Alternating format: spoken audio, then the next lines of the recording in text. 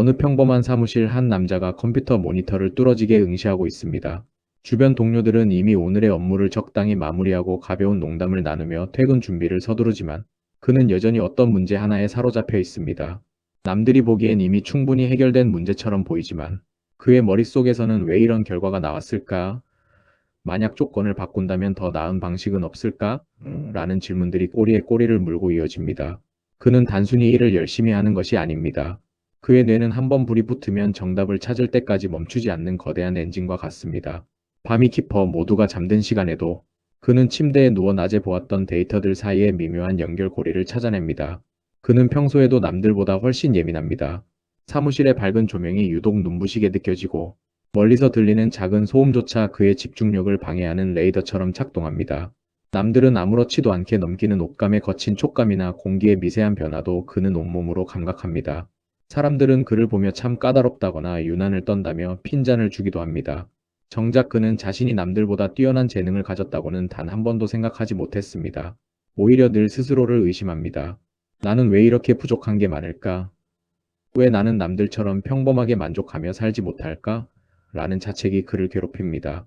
그의 완벽주의는 타인에게 인정받기 위함이 아니라 자신의 머릿속에 존재하는 보이지 않는 높은 기준을 채우지 못하는 괴로움에서 기인한 것입니다. 심리학은 말합니다.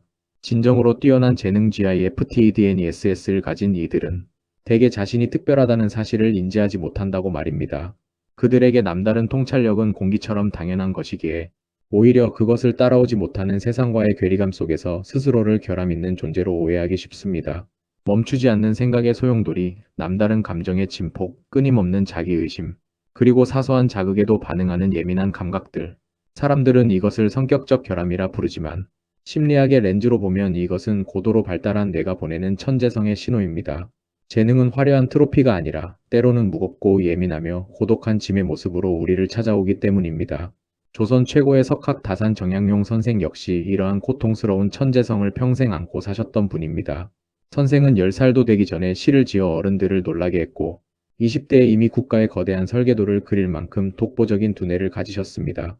하지만 선생은 결코 자신의 재능을 뽐내거나 안주하지 않으셨습니다. 오히려 유배지라는 극한의 고독 속에서도 내가 아는 것이 너무나 적다며 밤을 새워 책을 읽고 글을 쓰셨습니다. 선생은 남들이 보지 못하는 시대의 모순을 보았기에 고통스러웠고 남들이 대충 타협하려는 지점에서 끝까지 질문을 던졌기에 외로웠습니다. 선생의 그 찬란한 업적 뒤에는 자신의 천재성을 다스리기 위해 매일매일 스스로를 채찍질했던 치열한 수양의 시간이 숨겨져 있었습니다. 오늘 지혜와 깨달음에서는 심리학이 분석한 당신이 천재일 수 있는 10가지 신호를 거울 삼아 정약용 선생이 제시한 비범한 재능을 삶의 축복으로 바꾸는 지혜를 나누고자 합니다. 생각이 너무 많아 스스로를 피곤하게 느꼈던 당신, 예민함 때문에 세상과 섞이지 못한다고 느꼈던 당신에게 성현의 가르침은 큰 위로와 용기를 줄 것입니다. 당신의 그 남다름은 고쳐야 할 결함이 아니라 세상을 밝히기 위해 하늘이 내린 특별한 선물입니다. 당신 안에 잠든 거인을 깨우고 그 비범함을 지혜로 승화시키는 여정을 지금 시작합니다. 심리학이 지적하는 자신도 모르는 천재성의 신호 중 가장 두드러진 것은 잠들지 않는 생각 레스틀러스 마인드와 과도한 감각적 예민함 센서리 센시티비티입니다. 이들은 남들이 1분이면 끝낼 생각을 1초 만에 처리해버립니다.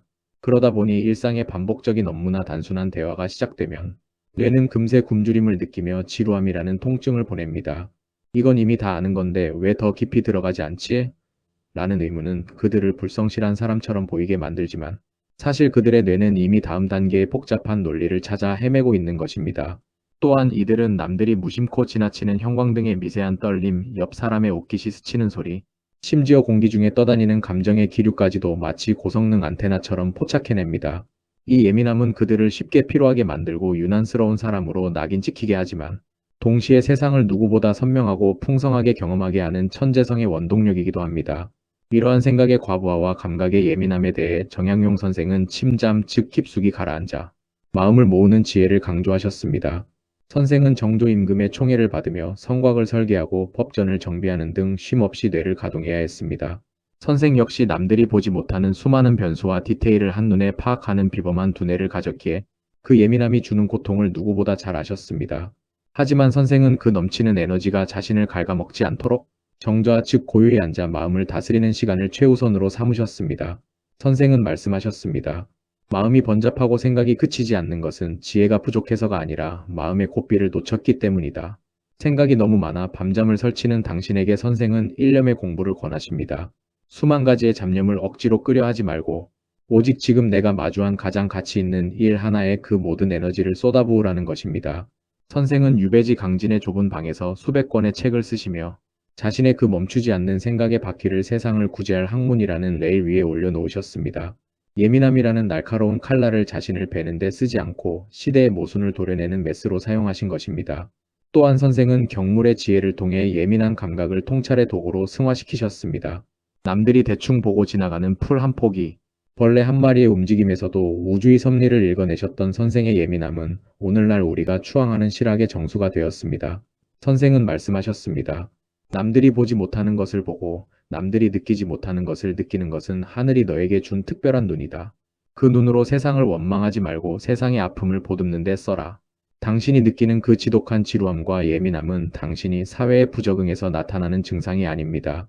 그것은 당신의 뇌가 더 높은 차원의 지적 자극을 원한다는 갈증의 표현이며 당신의 영혼이 세상의 미세한 진실까지도 놓치지 않으려는 고결한 몸부림입니다. 정약용 선생은 유배지의 적막함 속에서 자신의 예민한 감각을 다스려 고요한 평온에 이르셨습니다. 선생은 소음 속에서도 내 마음의 소리를 들을 수 있다면 그곳이 바로 무릉도원이다라고 하셨습니다. 당신의 뇌가 보내는 그 소란스러운 신호들을 이제는 재능의 속삭임으로 받아들이십시오. 선생이 보여주신 그 깊은 사유와 평온의 균형이야말로 넘치는 재능 때문에 괴로운 당신이 도달해야 할 진정한 지혜의 경지입니다. 심리학이 분석하는 자신도 모르는 천재성의 신호 중 가장 역설적인 것은 바로 끝없는 자기의심 크라닉 셀프 마이너스 다우트입니다. 흔히 가면 증후군 임포스터 신드롬이라 불리는 이 현상은 객관적으로 뛰어난 성취를 이루었음에도 불구하고 스스로를 사기꾼이라 여기며 언젠가 자신의 무능이 드러날까봐 불안해하는 심리입니다. 진정으로 재능 있는 이들은 자신이 아는 것보다 모르는 것의 영토가 훨씬 광대하다는 사실을 너무나 잘 알고 있습니다. 그들은 끊임없이 자신을 타인과 비교하며 내가 정말 똑똑한 걸까? 이 정도는 누구나 할 수 있는 게 아닐까? 라는 질문으로 스스로를 괴롭힙니다. 이 완벽주의적인 자기 채찍질은 그들을 지치게 만들지만 동시에 그들이 결코 안주하지 않고 끊임없이 배우고 성장하게 만드는 강력한 채찍이기도 합니다. 하지만 이 자기의심은 또 다른 신호인 패턴 파악, 능력 패턴 레커그니션과 만나 위대한 창조의 불꽃을 터뜨립니다. 지능이 높은 이들의 뇌는 서로 전혀 관련이 없어 보이는 정보들 사이의 미묘한 연결고리를 직관적으로 포착해냅니다. 남들이 복잡한 현상 속에서 길을 잃을 때 그들은 그 속에서 흐르는 일관된 논리와 구조를 읽어냅니다. 그들은 과거의 경험에서 패턴을 찾아 미래를 예측하고 전혀 다른 두 개의 아이디어를 결합하여 혁신적인 제3의 대안을 만들어냅니다. 심리학에서는 이를 수렴적 사고와 발산적 사고의 고도화된 결합이라고 분석합니다. 이것은 저것과 같다라는 직관적인 깨달음은 그들이 남들보다 한 발 앞서 문제의 핵심에 도달하게 하는 천재성의 나침반입니다. 이러한 자기의심과 패턴 발견의 모순적인 결합을 정약용 선생은 유배지 강진의 척박한 땅에서 몸소 증명해 보이셨습니다. 선생은 당시 조선 최고의 지식인이었지만 유배지에서 자식들에게 보낸 편지에서 늘 내가 공부가 부족하여 부끄럽다. 아직도 모르는 것이 너무 많아 밤잠을 설친다며 스스로를 낮추셨습니다. 선생은 자신의 천재성을 자랑하기보다 학학과 신문 즉 넓게 배우고 깊게 묻는 자세를 평생의 신조로 삼으셨습니다. 선생은 모른다는 것을 인정하는 순간 비로소 진짜 배움이 시작된다고 가르치셨습니다. 선생은 또한 경물치지의 지혜를 통해 패턴 파악 능력을 학문의 경지로 끌어올리셨습니다. 선생은 성리학이라는 형이상학적인 논리에만 매몰되지 않고 농업, 의학, 법률, 건축 등 실생활에 필요한 모든 분야의 정보들을 섭렵하셨습니다. 그리고 그 방대한 데이터 속에서 시대의 모순을 해결할 일관된 패턴을 찾아내셨습니다. 거중기를 설계할 때 도르래의 원리와 역학의 구조를 결합하고 목민심서를 쓰실 때 수천 년의 역사 속에서 탐관 오리들의 행태를 분석하여 청렴한 관리의 모델을 제시한 것 등이 모두 이 비범한 패턴 발견 능력의 결과입니다. 선생은 말씀하셨습니다. 천하의 모든 이치는 하나로 통한다. 오직 마음을 맑게 하여 그 흐름을 읽어내는 자만이 진리에 도달할 수 있다. 당신이 느끼는 그 지독한 자기의심은 당신이 무능해서 나타나는 증상이 아닙니다. 그것은 당신의 기준이 너무나 높고 당신이 도달하고자 하는 진리의 영토가 광대하기 때문에 느끼는 건강한 현기증입니다. 정약용 선생은 유배지의 적막함 속에서 자신의 무지를 부끄러워하며 끊임없이 질문을 던지셨습니다. 선생은 내가 아는 것은 바닷가의 모래알 하나에 불과하다라고 하셨습니다. 당신의 그 패턴 발견의 재능을 이제는 스스로를 의심하는 데 쓰지 말고 복잡한 세상의 문제를 해결하는 데 쓰십시오. 선생이 보여주신 그 모른다는 겸손과 꿰뚫어보는 통찰의 균형이야말로 넘치는 재능을 지루함과 무의미함에서 건져 올리는 진정한 지혜의 완성입니다. 선생의 그 찬란한 학문적 성취는 나는 모른다는 겸손한 고백에서 시작되어 세상의 이치를 읽어내는 패턴 파악 능력으로 꽃피운 위대한 유산입니다. 심리학이 분석하는 재능 있는 이들의 9번째와 10번째 신호는 바로 지독한 집중력 HYPERFOCUS과 근원적인 소외감 필링 아우트 오브 플레이스입니다. 이들은 자신이 가치 있다고 여기는 문제나 흥미로운 주제를 발견하면 주변의 소음은 물론 시간의 흐름조차 잊어버리는 플로우 상태에 빠져듭니다. 밥 먹는 시간도 잠자는 시간도 아까워하며 오직 그 문제의 핵심을 파고드는 이 몰입의 에너지는 타인이 보기에는 광기처럼 보일 정도입니다. 하지만 이 지독한 집중력은 동전의 양면처럼 지독한 고립을 불러옵니다. 남들이 적당히 즐기고 만족하는 지점에서 그들은 홀로 더 깊은 심연으로 내려가기 때문입니다. 친구들과 함께 웃고 떠드는 자리에서도 이 대화는 왜 이토록 공허한가? 라는 의문을 지우지 못하고 대중의 유행이나 가벼운 관심사에 동조하지 못하는 자신을 보며 나는 왜 이토록 다른가라는 깊은 소외감을 느낍니다. 재능이 높을수록 세상이라는 평균치의 바다에서 홀로 툭 튀어나온 섬처럼 살아가게 되는 것입니다. 이러한 광기 어린 몰입과 사회적 소외의 고통을 정약용 선생은 유배지 강진에서 가장 처절하고도 아름답게 승화시키셨습니다. 선생은 유배라는 절망적인 상황 속에서도 붓을 놓지 않으셨습니다. 얼마나 무섭게 집중하여 글을 쓰셨던지 복숭아뼈에 3번이나 구멍이 날 정도로 방바닥에 앉아 저술에 몰두하셨습니다. 이를 과골삼천이라 부릅니다. 육체의 고통조차 잊게 만든 그 지독한 집중력은 단순히 지식을 정리하는 수준을 넘어 자신의 영혼을 학문의 세계에 온전히 던져버린 무아지경의 상태였습니다. 선생에게 몰입은 고통스러운 현실을 잊게 해주는 유일한 구원이자 자신의 천재성을 증명하는 유일한 길이었습니다. 하지만 그 찬란한 집중력 이면에는 세상이 나를 알아주지 않는다는 지독한 소외감이 자리 잡고 있었습니다.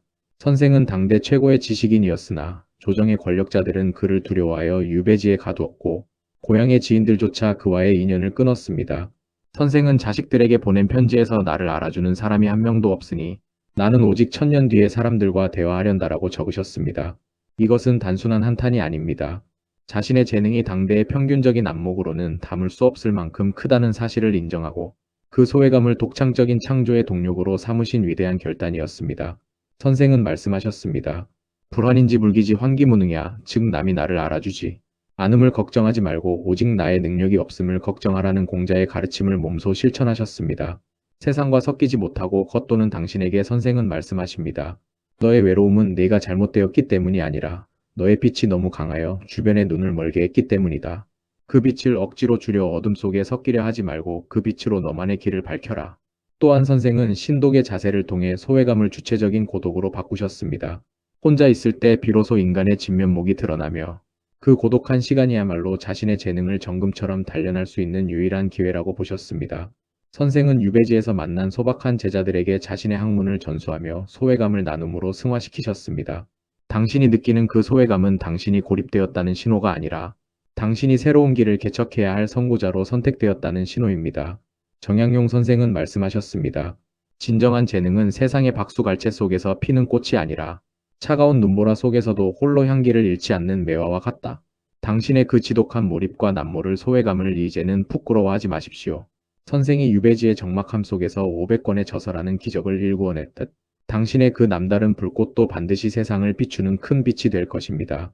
선생의 그 과골삼천의 집중력과 신독의 고독이야말로 넘치는 재능 때문에 세상과 불화하는 당신이 도달해야 할 진정한 지혜의 완성입니다. 선생은 말씀하셨습니다. 천하의 모든 이치는 나를 이기는 자에게 열린다. 당신의 재능을 세상에 맞추려 애쓰지 말고 오직 당신 내면의 목소리에 집중하십시오. 그때 비로소 당신의 소외감은 위대한 창조의 산고로 기억될 것입니다. 이제 우리는 다시 도입부에서 보았던 사무실. 불이 꺼진 뒤에도 홀로 모니터 앞에 앉아 질문을 던지던 그 남자의 모습으로 돌아옵니다. 그는 정약용 선생의 서늘하면서도 단단한 가르침을 통해 자신이 왜 그토록 남들과 다르게 느끼고 예민하며 끊임없이 스스로를 의심했는지 그 근원적인 이유를 깨닫습니다. 그것은 그가 사회에 부적응한 낙오자가 되었기 때문이 아니라 하늘이 그에게 남보다 더 크고 정교한 생각의 그릇을 맡겼기 때문임을 말입니다. 그는 이제 더 이상 왜 나는 남들처럼 평범하지 못할까? 라는 자책 섞인 질문을 던지지 않습니다. 대신 하늘이 나에게 준 이 비범한 도구를 어떻게 하면 세상을 더 이롭게 하는데 쓸 수 있을까? 라는 주체적인 물음을 던지기 시작합니다. 심리학이 분석한 당신이 천재일 수 있는 10가지 신호는 결코 자랑하기 위한 훈장이 아닙니다. 그것은 당신이 가진 에너지가 남들보다 강력하기에 그만큼 더 정교한 마음의 브레이크와 방향타가 필요하다는 경고이기도 합니다. 정약용 선생은 자신의 천재성이 자만심으로 흐르지 않도록 심경, 즉 마음을 다스리는 경전을 평생 곁에 두고 읽으셨습니다. 선생은 재능이 뛰어난 자는 마땅히 스스로를 어리석은 자처럼 낮추어야 하며 지혜가 높은 자는 마땅히 스스로를 부족한 자처럼 여겨야 한다고 말씀하셨습니다. 이것은 재능을 숨기라는 뜻이 아니라 그 재능이 오직 나를 빛내는 수단이 될 때 결국 나 자신을 태우는 불꽃이 된다는 준엄한 경고였습니다. 정약용 선생은 말씀하셨습니다. 애인 즉 사람을 사랑하는 마음이 없는 재능은 흉기와 같다고 하셨습니다. 당신이 가진 그 멈추지 않는 생각, 예민한 감각, 그리고 지독한 집중력을 이제는 당신의 불안을 증폭시키는 데 쓰지 말고 당신 주변의 아픔을 해결하고 세상을 조금 더 살만한 곳으로 만드는 데 사용하십시오. 선생은 유배지의 척박한 땅에서 자신의 재능을 쏟아부어 백성들을 위한 농사법을 정리하고 질병을 치료하는 약방문을 쓰셨습니다. 그때 비로소 선생의 천재성은 고독한 저주를 벗어던지고 수백 년을 이어 내려오는 인류의 축복이 되었습니다. 우리가 오늘 나눈 10가지 신호는 당신이 특별한 존재임을 증명하는 신호탄입니다. 정약용 선생은 유배지 강진의 좁은 방에서 자신을 비웃는 세상을 향해 겨울의 매화가 향기를 뿜는 것은 그 속에 단단한 씨앗을 품고 있기 때문이며 사람이 시련 속에서 빛나는 것은 그 속에 꺾이지 않는 재능을 품고 있기 때문이다라고 다독이셨습니다. 당신은 군중 속에서 시끄럽게 떠들기보다 고요함 속에서 진리를 탐구하고 세상을 관찰하는 천성을 타고난 사람입니다. 이제 그 천성을 사랑하십시오. 억지로 평범해지려 애쓰며 당신의 빛을 꺼뜨리지 마십시오. 선생이 보여주신 그 위험 있는 고독과 흔들림 없는 학문적 정진이야말로 넘치는 재능 때문에 세상과 불화하는 당신이 도달해야 할 진정한 삶의 완성입니다.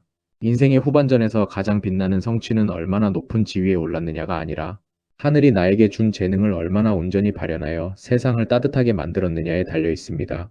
정약용 선생은 유배 생활을 마치고 고향으로 돌아와 재능은 하늘의 선물이고 노력은 인간의 보답이다라고 회고하셨습니다. 당신이 겪는 지금의 자기의심과 소외감은 당신의 재능이 더 크고 깊은 뿌리를 내리기 위한 상고입니다. 선생은 말씀하셨습니다. 어둠이 깊을수록 별은 더 밝게 빛나며 시련이 깊을수록 지혜는 더 단단해진다. 오늘 지혜와 깨달음에서 나눈 이 이야기가 자신의 비범함을 깨닫지 못하고 방황하던 당신의 마음에 환한 등불이 되었기를 바랍니다. 당신은 충분히 특별하고 충분히 잘해왔으며 당신의 재능은 이제 세상을 향해 찬란한 꽃을 피울 준비가 되었습니다. 지금까지 지혜와 깨달음이었습니다. 감사합니다.